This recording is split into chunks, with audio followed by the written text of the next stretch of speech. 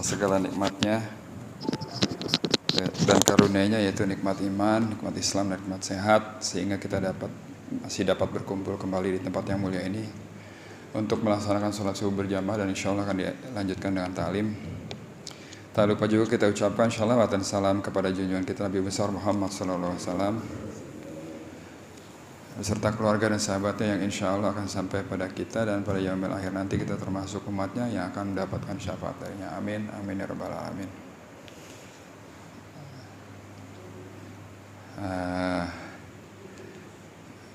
Hari ini kita coba ngobrol yang enteng-enteng aja Pak ya.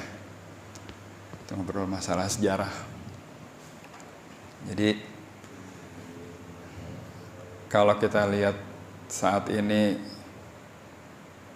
bangsa Palestina lagi dibombardir oleh Israel. Sejarah pernah mencatat bahwasanya Al-Quds atau Palestina itu pernah 3 kali ditaklukkan. Yang pertama di zamannya Khalifah Umar bin Khattab, terus yang kedua saat Salahuddin Al-Ayyubi melawan tentara Salib, yang ketiga Muhammad Al-Fatih ya. Jadi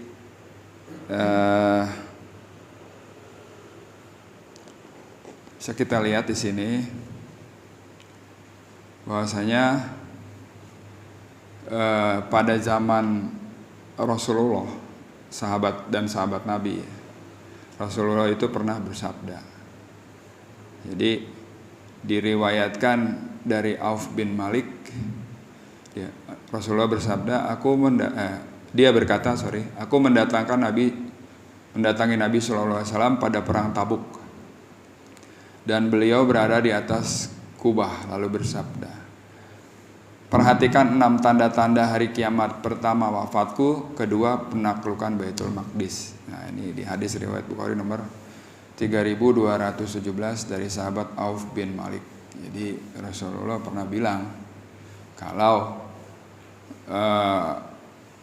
ada 6 tanda-tanda kiamat. Yang pertama wafatnya dia, yang kedua penaklukan Baitul Maqdis. Jadi Rasulullah juga udah pernah bilang bahwasanya Baitul Maqdis bakal ditaklukkan gitu.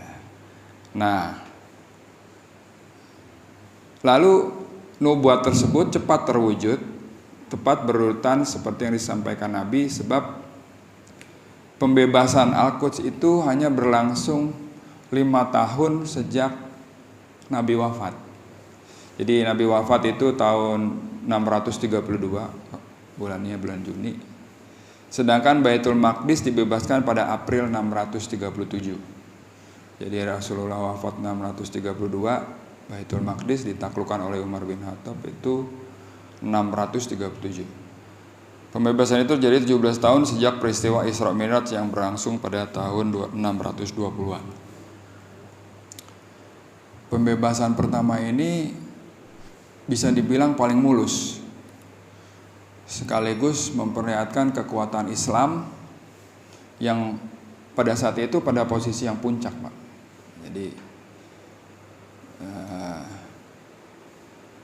betapa tidak, setahun sebelum Khalifah Umar memasuki Baitul Maqdis, pasukan Muslim lebih dulu mengalahkan 2 superpower, yaitu Romawi Bizantium dan Sasanid Persia, dalam 2 perang habis-habisan dan menentukan jalannya sejarah, yaitu Perang Yarmuk dan Perang Qadisiyah. Romawi Bizantium dikalahkan dalam Perang Yarmuk oleh pasukan Muslim yang dipimpin Abu Ubaidah dan Khalid bin Walid. Jadi Romawi Bizantium ini saat itu lagi menguasai Al-Quds ya. Diperangi oleh pasukan Muslim. Pemimpinnya itu Abu Ubaidah dan Khalid bin Walid. Seperti kita tahu, Khalid bin Walid kan panglima perang yang sangat hebat ya. Sementara jumlah tentara Muslim saat itu 46.000 orang. Dan dia mengalahkan 300.000 orang tentara Romawi di dataran Yarmuk. Jadi kalau kita dibilang perang-perang yang dimenangkan oleh sahabat-sahabat Nabi, itu posisinya hampir selalu lebih kecil daripada musuhnya. Ya, seperti kita tahu di perang Badar kan 313 orang lawan 1000. Nah, saat perang Yarmuk itu 46.000, lawannya 300.000. Ya kan? Jadi kita tahu memang kalau bisa dibilang pasukan muslimin saat itu adalah pasukan muslim yang terbaik. Ya kan? Selalu istilahnya armadanya itu di bawah musuh, tapi tetap menang. Itu tadi Romawi Bizantium. Sedangkan Sasanid Persia dikalahkan juga secara telak di perang Qadisiyah oleh pasukan muslim yang dipimpin Sa'ad bin Abi Waqqas. Kedua kemenangan tersebut berhasil diraih kendati Islam berjumlah sedikit dan tertinggal dari sisi teknologi. Jadi berita gembira ini pernah disampaikan oleh Rasulullah bahwasanya tanda-tanda kiamat Al-Quds itu jatuh ke tangan Islam. Jadi gitu Pak ya. Tanda-tanda kiamat salah satunya. Oke. Jadi Nabi pernah bersabda, jika Kisra binasa, maka tidak akan ada lagi Kisra lain sesudahnya. Jadi yang dibilang Kisra itu adalah kekuasaan Persia. Ya, jadi jika Kisra binasa, maka tidak akan ada lagi Kisra yang lain sesudahnya. Dan jika kaisar binasa, maka tidak akan ada lagi kaisar lain sesudahnya.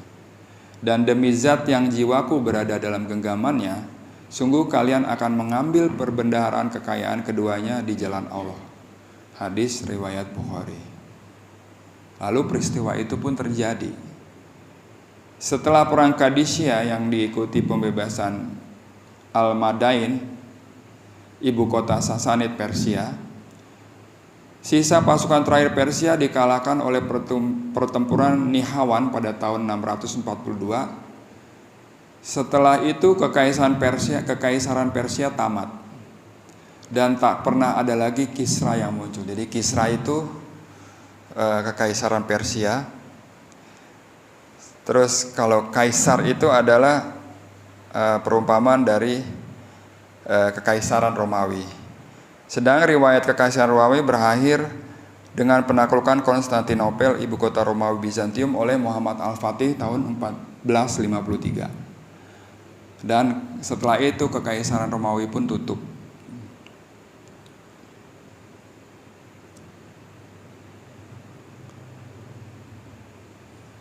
Setelah menang dalam dua peperangan tersebut, pasukan muslim pun menuju Baitul Maqdis dan menggempurnya selama 6 bulan.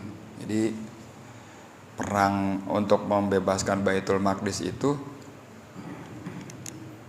oleh pasukan terbaiknya muslim digempur selama 6 bulan. Jadi dari November 636 sampai April 637. 6 bulan digempur sama pasukan-pasukan terbaik muslim. Tadi pimpinannya salah satunya adalah Khalid bin Walid.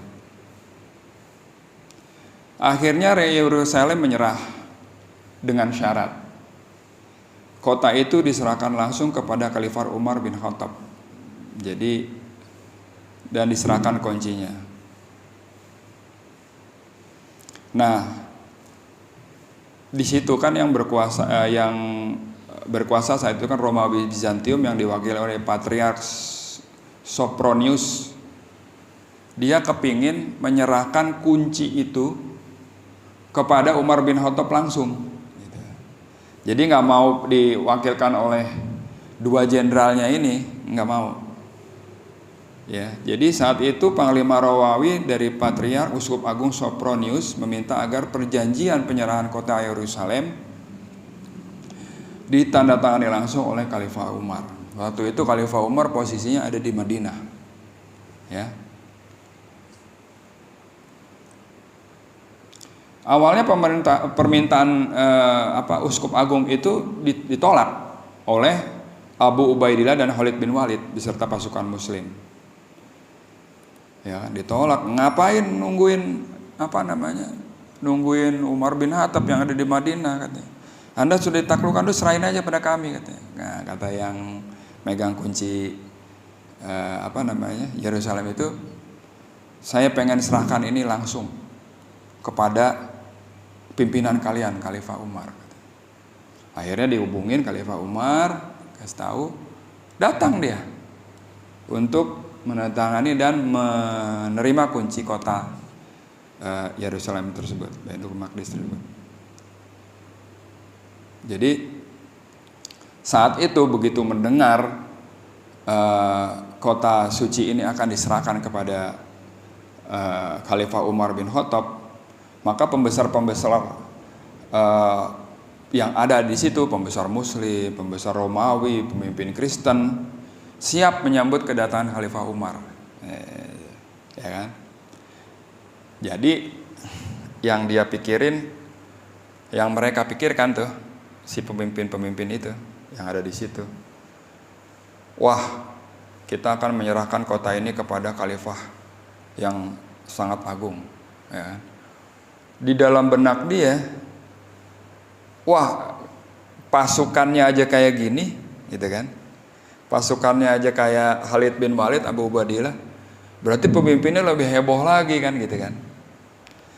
Nah, dia ngarepin Khalifah Umar datang dengan rombongan sekian, istilahnya datang nggak sendirian dah, datang sama ajudannya, sama segala macem deh. Yang dia pikirin tuh begitu, Pak. Pembesar Romawi, pembesar Kristen pada saat itu, wah, kita akan menyambut kedatangan orang hebat nih, kita mau serahkan kepada mereka. Tapi apa kejadiannya, Pak? Kejadiannya Khalifah Umar datang sendirian, berdua sama ajudannya doang, naik onta. Begitu nyampe ke itu Baitul Maqdis, bingung mereka. Ini khalifahnya, katanya panglima perangnya, ya ini khalifah saya, katanya. Ya kan? Nah, mereka nggak nyangka seorang khalifah yang namanya menggetarkan setiap lawan itu, yang perintahnya selalu ditaati dan dengan kepatuhan penuh oleh panglimanya, ternyata hanya seorang laki-laki dengan penampilan yang sangat sederhana. Ya kan? Pada era kekhalifahan Umar bin Khattab, upaya memperluas dakwah Islam terus dilakukan ke berbagai negeri, termasuk di Palestina dan Suriah, Syam, yang kala itu masih dikuasai Raja Romawi Heraklius. Hampir seluruh wilayah strategis jalur perdagangan antar negeri diduduki Romawi, termasuk Konstantinopel. Meskipun musim dingin sedang melanda, hal itu tidak menyurutkan Panglima Abu Ubaidillah bin Jarrah untuk bergerak ke seluruh tanah Suriah dan Palestina. Jadi dalam sejarahnya Palestina dikuasai oleh banyak kelompok, termasuk Babilonia, Persia, Yunani, Romawi, Arab, Turki, Seljuk, tentara salib, sampai Mesir, ya, dalam perjalanannya. Nah, yang menarik saat itu adalah ketika istilahnya kota itu diserahkan, kuncinya itu diserahkan ke Umar bin Khattab, ya. Umar bin Khattab itu mengeluarkan ikrar yang sangat masyhur. Jadi begitu dia terima itu kunci kota Al-Quds, ya, dia langsung ngomong begini. Umar bin Khattab langsung ngomong, demi Allah, jaminan keamanan bagi diri mereka, kekayaan gereja dan salib mereka, bagi yang sakit, bagi yang sehat, dan seluruh masyarakat beragama di kota suci, bahwa gereja-gereja mereka tidak akan diduduki atau dihancurkan. Tak akan ada satu barang pun diambil dari mereka atau kediaman mereka, atau dari salib-salib maupun milik penghuni kota, bahwa warga tidak akan dipaksa meninggalkan agamanya, bahwa tak seorang pun akan dicederai, dan bahwa tak seorang Yahudi pun akan menghuni Aelia. Nah, ini kata-kata yang terakhir ini, menurut Al-Quds, dokumen yang diterbitkan Organisasi Konspirasi Islam, janji Umar yang mengatakan tak seorang Yahudi pun menjadi penghuni Aelia, Yerusalem, itu sebenarnya permintaan dari Sopronius sendiri, karena mengingat orang Yahudi itu pernah berkhianat, Pak, dengan membantu penguasa Persia yang membawa lari salib, tapi berhasil direbut kembali oleh Heraklius di awal abad ke-7 Masehi. Tapi Umar menolak permintaan uskup tersebut. Ia tetap memperbolehkan orang-orang Yahudi untuk tetap tinggal di dalam kota, tinggal di Yerusalem. Jadi ikrar itu menyatakan bahwasanya dia melindungi setiap orang-orang yang ada di Yerusalem, di kota suci ini, dan dia tidak akan mencederai siapapun, nggak akan memaksa seseorang untuk pindah agamanya, nggak ada. Kalian beragama, ya kan, silakan, kami jaga, malah nggak ada paksaan untuk pindah ke agama Islam, nggak ada. Gitu. Siapapun yang ada di situ kami jaga. Harta-harta bendamu, apa yang ada di gereja, nggak akan diambil. Gitu. Jadi ikrar itu pun disaksikan oleh sahabat Nabi dan pahlawan Islam yang tersohor seperti Khalid bin Walid, Amr bin Abs, Abdurrahman bin Auf, Muawiyah bin Abi Sufyan, itu menyaksikan semua ikrar tersebut.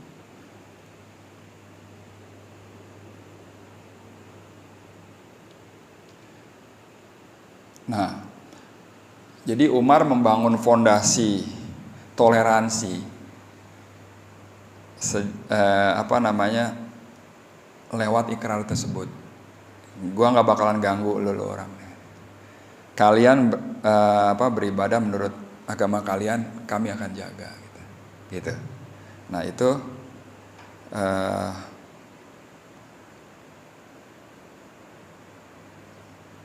nggak ada paksaan dalam beragama. Jadi tidak ada paksaan dalam agama, telah jelas pada petunjuk dan kebohongan itu di surat Al-Baqarah ada itu. Para pakar sejarah mencatat betapa rakyat Palestina dan warga Al-Quds menyambut baik datangnya kekuasaan Islam. Kebanyakan orang-orang itu beragama Kristen dan sebagian kecil dari mereka orang Yahudi. Dan orang-orang Yahudi Samaritan bekerjasama dengan pasukan Islam dalam perebutkan kota itu dari tangan kaum Bizantium. Seorang rabi Yahudi bahkan menulis tentang masa awal Islam ini dengan, "Jangan risau wahai putra Yahweh, Sang Pencipta yang Maha Mulia menciptakan kerajaan Ismail hanya untuk membebaskan kalian dari kejahatan Bizantium ini." Kaum Kristen pun menyambut baik kekuasaan Islam dan bekerjasama dengan perintah Khilafah Muawiyah, seorang ahli sejarah anggota Gereja Suriah Timur, sampai mengungkapkan perasaannya dengan menulis, "Tuhan telah mengirim orang-orang Arab untuk membebaskan kita dari genggaman kaum Bizantium. Kebaikan yang kita peroleh dari kekejian dan kebencian orang Bizantium sungguh bukan hal yang layak diremehkan." Nah, jadi baik orang Kristen, orang Yahudi pun menyambut baik penguasaan Al-Quds ini oleh umat Islam.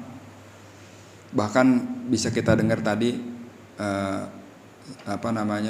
pernyataan-pernyataan mereka ya, yang benar-benar berpikir bahwa orang-orang Arab ini dikirimkan oleh Tuhan untuk membebaskan kita. Nah, gitu. Jadi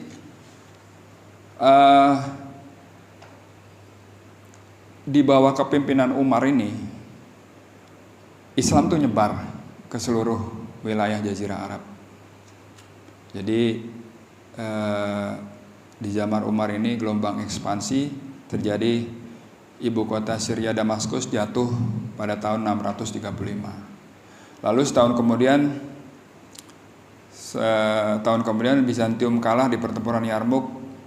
Seluruh daerah Syria jatuh ke bawah kekuasaan Islam. Dengan memakai Syria sebagai basis, ekspansi diteruskan ke Mesir di bawah pimpinan Amr bin As, dan ke Irak di bawah pimpinan Sa'ad bin Abi Waqqas. Iskandaria ditaklukkan tahun 641. Dengan demikian Mesir jatuh ke bawah kekuasaan Islam. Al-Qadisiyah, sebuah kota dekat Hirah di Irak, jatuh pada tahun 637. Dari sana serangan dilanjutkan ke ibu kota Persia, Al-Madain, yang juga jatuh pada tahun itu juga. Lalu pada tahun 641 Mosul dapat dikuasai. Mosul itu di utaranya Irak. Dengan demikian pada masa kepemimpinan Umar, wilayah kekuasaan Islam itu sudah meliputi Jazirah Arab, Palestina, dan Syria. Sebagian besar wilayah Persia dan Mesir. Ia membagi daerah-daerah ini menjadi provinsi. Tiap provinsi ditunjuk satu gubernur.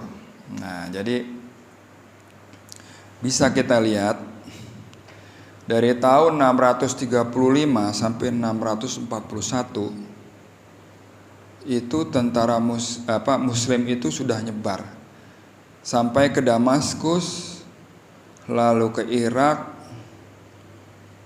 lalu ke Mesir, ya kan? Semua dikuasai. Jadi Jazirah Arab, Palestina, Syria itu, Persia dan Mesir itu dikuasai oleh Muslim. Lalu di tiap daerah itu ditunjuk satu gubernur. Jadi di dalam kepemimpinan Umar juga meletakkan dasar-dasar negara. Ia mengesahkan ketentaraan, ya, pekerjaan umum, hingga sistem kehakiman. Umar juga mengadakan pengawasan terhadap pasar, membangun pusat pengawasan terhadap takaran atau timbangan, dan mencetak uang negara serta mendirikan Baitul Mal. Departemen yang dibangun antara lain Departemen Pajak dan Tanah, Diwan Al-Kharj, dan Departemen Keuangan, Diwan Al-Mal. Kepada kelompok non-muslim, Umar memberikan kemerdekaan beragama. Salah satu pelingkaran yang abadi yakni sistem kalender Islam atau Almanak Hijriah. Sistem ini mengawali tahun di tanggal 1 Muharram dengan mulai dihitungnya pada saat peristiwa hijrah. Jadi seorang pemimpin negara, begitu dia menaklukkan satu wilayah, dia taruh satu gubernur, dia taruh pondasinya. Jadi di situ udah ada apa? Tentara, ada polisi, ada pekerjaan umum, ada kehakiman, ya. Terus udah gitu ngawasin pasar. Pasar itu diawasin supaya nggak ada yang curang timbangannya dan lain sebagainya. Kenapa? Karena Umar bin Khattab meniru apa yang dilakukan Rasulullah hampir tiap hari. Rasulullah kan kalau misalnya habis subuh dia nggak langsung pulang, dia kajian gitu. Terus sampai duha selesai dia keluar, dia keliling ke pasar. Dia lihat satu-satu. Ada yang nyurangin timbangan nggak? Ukurannya bener nggak? Barangnya bagus nggak? Itu yang dilakukan Rasulullah. Itu diikuti sama Umar bin Khattab. Jadi kalau ada satu daerah ditaklukkan, nggak cuma diambil istilahnya dikuasain aja, tapi dibangun sama Umar bin Khattab. Ada sistem pemerintahannya, ada kehakimannya, ada segala macam. Jadi nggak heran kalau daerah-daerah yang sudah dikuasai oleh Muslim, dikuasai oleh Umar bin Khattab ya, sebagai khalifahnya, itu bahkan menjadi kota yang maju. Gitu. Nah, ya sedikit lagi ya, kita berbicara masalah tanah Palestina, Pak. Jadi tanah Palestina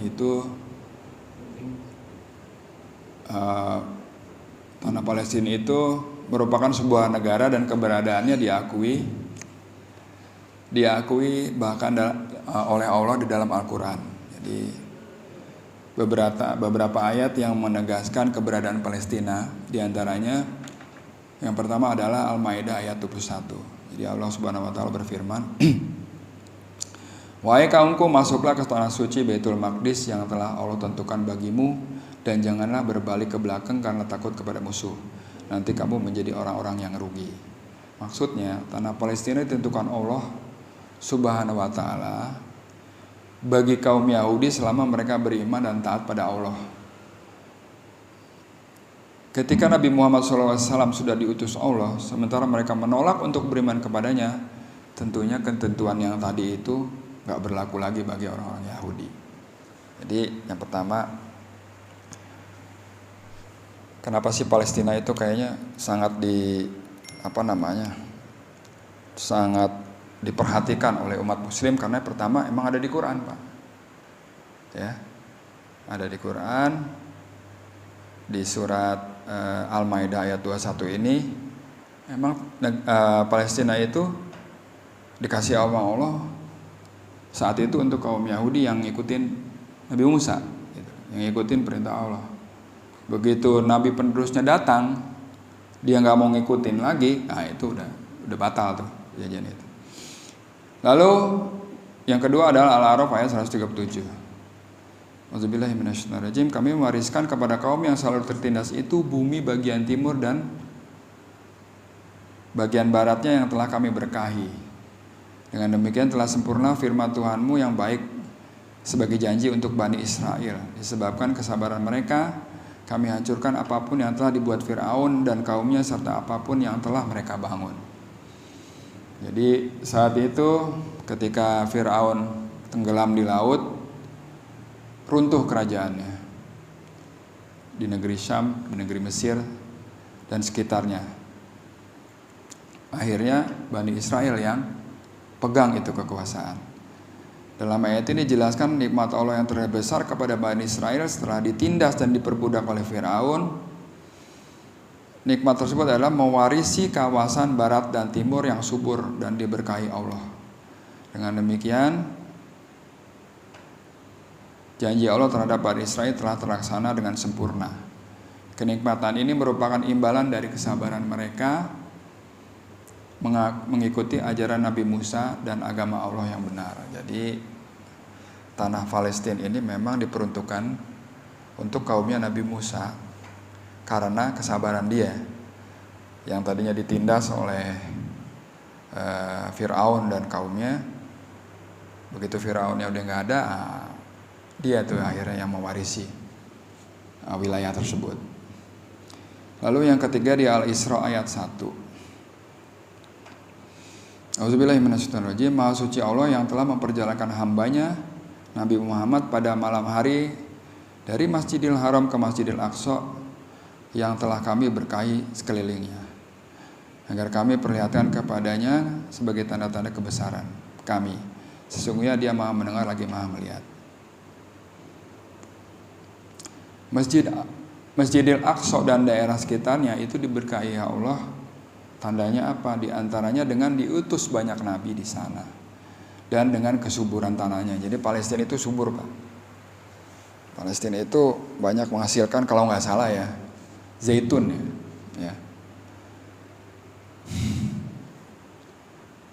Masjidil Aqsa berada di Baitul Maqdis. Masjid itu disebut Masjidil Aqsa yang berarti terjauh karena emang letaknya jauh dari kota Mekah.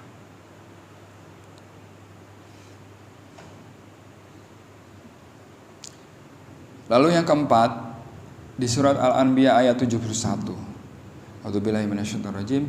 Kami menyelamatkan Ibrahim dan Lut ke tanah Syam yang telah kami berkahi untuk seluruh alam.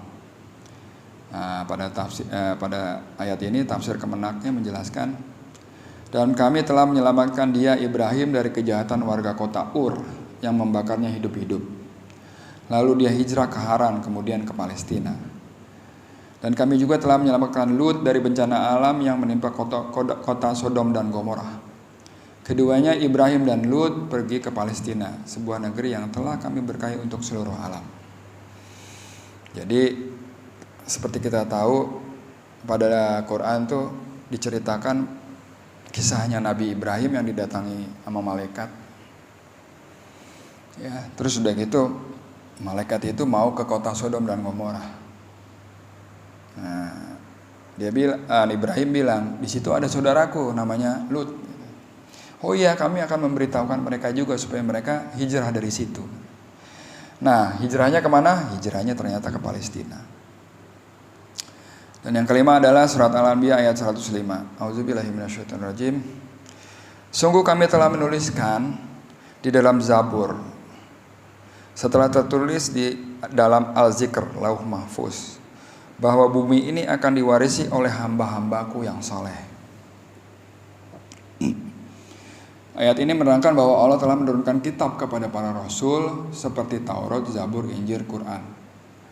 Dalam kitab-kitab itu diterangkan bahwa bumi ini adalah kepunyaan Allah yang diwariskan kepada siapa yang Dia kehendaki. Allah telah menetapkan juga dalam ayat ini bahwa hamba-hamba yang mewarisi bumi ini itu ialah hamba-hamba yang sanggup mengolah bumi dan memakmurkannya selama dia mengikuti petunjuk dari Allah. Ya. Jadi bisa kita tahu Palestina ini adalah negeri yang subur, negeri yang diberkahi oleh Allah. Dengan diturunkannya banyak nabi di situ. Terus ya gitu ternyata di Palestina ini juga ada di kitab-kitab seperti Zabur, Taurat dan Injil. Ya. Kira-kira itu aja yang bisa saya sampaikan ya. Mudah-mudahan bermanfaat. Kita sedikit melihat sejarah tentang penaklukan Al-Quds. Yang saat ini saya ceritakan adalah penaklukan di saat Umar bin Khattab. Jadi Khalifah Umar bin Khattab itu bisa menaklukkan Baitul Maqdis 5 tahun setelah Nabi wafat. Dengan bisa kita lihat ya, setelah Nabi wafat, pasukan-pasukan Islam dapat menjadi kuat, terorganisir dan kuat, dan selalu menang di setiap peperangan. Jadi di sini bisa kita lihat, mungkin di lain waktu kita coba buka untuk yang penaklukan Palestina yang lain. Ya, seperti tadi sudah disebutkan juga bahwasanya Palestina ini atau Baitul Maqdis ini bisa takluk udah 3 kali, Pak. Ya. Nah, itu aja kira-kira yang bisa saya sampaikan. Mungkin kalau ada yang mau ditanyakan, silakan. Ya, masih lama. Yang ringan aja kita, Pak. Ya, kita melihat memang fenomenanya sekarang kan. Pertama, Palestina digempur, kayak nggak ada yang bantuin, Pak. Ya, negeri-negeri di sekeliling Arab tuh kayak ngediemin dia gitu. Bahkan ada yang nggak berani buka perbatasan, sehingga bantuan-bantuan pun kayaknya susah banget masuk, Pak. Kan gitu. Nah, kita berpikir sebegitu hebatnya dibombardir, Palestina ini bisa bertahan gitu. Siapa sih orang-orang yang ngisi Palestina ini kan? Yang jelas adalah orang-orang yang bakal dimenangkan, Pak. Gitu. Seperti kita tahu kemarin orang-orang Palestina itu, bahkan yang anak-anak muda sekalipun, ditanya cita-citanya dia pengen syahid katanya kan gitu. Syahid di jalan Allah. Kenapa? Karena memang areanya udah ada, tempat tinggal dia. Nah, kita sedikit banyak belajar bahwasanya dulu pernah ditaklukkan 3 kali. Ya. Dari mulai Umar bin Khattab sampai ke Muhammad Al-Fatih. Kira-kira bakal takluk lagi nggak? Gitu. Kalau menurut ini sih, menurut hadis dan segala macam bakal takluk lagi.